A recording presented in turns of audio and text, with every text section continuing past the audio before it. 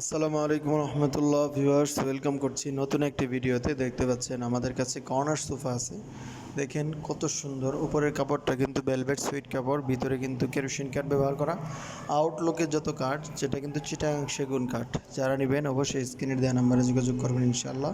আপনি আমার চ্যানেলে নতুন হয়ে থাকলে সাবস্ক্রাইব করে পাশে থাকবেন, লাইক কমেন্ট শেয়ার করবেন। সবাই ভালো থাকবেন, সুস্থ থাকবেন।